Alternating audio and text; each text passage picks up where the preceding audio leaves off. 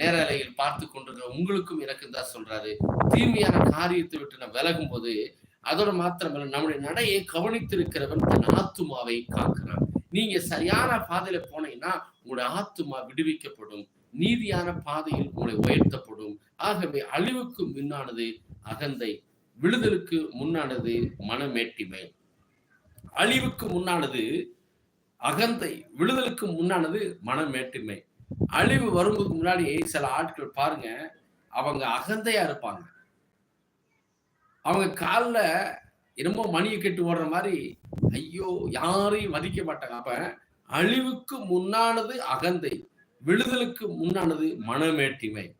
மனசு மேட்டிமையா இருக்கக்கூடாதுங்க, தாழ்மையா இருக்கணுங்க, ஆவியின் கனிகளோடு இருக்கணும். அதுதான் அன்பு, சந்தோஷம், சமாதானம், நீடிய பொறுமை, தயவு, நற்குணம், விசுவாசம்.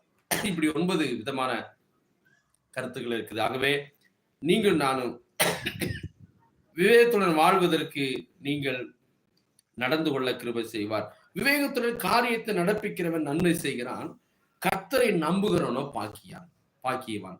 கர்த்தரை நம்புகிறவனோ பாக்கியவான். இந்த நேரத்தில் கூட கர்த்தரை நம்பி நீங்கள் உங்க காரியத்தை ஒப்புக் கொடுங்க. அவர் உங்களை உயர்த்த வல்லவராயிருக்கிறார். புத்தி தன்னை உடையவர்களுக்கு ஜீவ ஊற்று, மதியினரின் போதனை மதியினமே.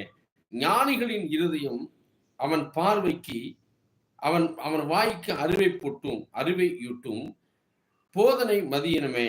மதியினரின் போதனை மதியினமே.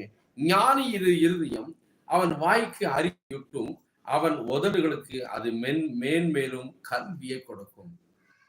ஞானிகள் இருதயம் அவன் வாய்க்கு அறிவை ஊட்டுகிறது. ஆகவே அந்த அறிவுதான் மென்மேல கல்வியும் கொடுக்கிறது.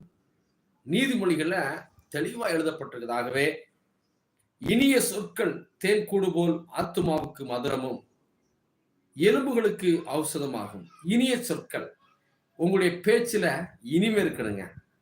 ஒருவரை பார்த்து அண்ணா நல்லா இருக்கீங்களா, அற்புதம், அப்புறம் வீட்டுல அம்மா எல்லாம் நல்லா இருக்காங்களா, தம்பி நல்லா இருக்காங்க கேட்கும் போதே ஒரு இனிமையான சந்தோஷம் உண்டாகும். அதுதான் கடவுளுடைய பிள்ளைக்கு அர்த்தம். பேசும்போது ரப்பா பேசுவாங்க, மனமேட்டுமையா பேசுவாங்க, அகந்தையோடு. அது தப்பு. அவங்க வாழ்க்கையில சமாதானத்தை பார்க்க முடியாது.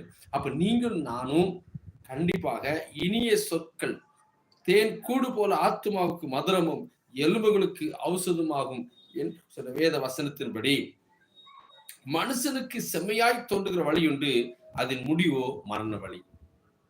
மனிதர்கள் இன்றைக்கு நிறைய பேர் இந்த வழிதான் சரியான வழி, இந்த வழிதான் சரியான வழின்னு சொல்லி எடுத்து செல்லுகிறார். ஆனா அது கடவுளுக்கு பிடிக்காத வழினா அது மரண வழியா இருக்கும். ஆகவே கடவுள் எந்த வழி இதுவே வழி, இதிலே நடவுங்கள் என்று வேதத்தில் சொன்ன பிரகாரம் அந்த மாதிரி நீங்க நடக்க பழகுங்க.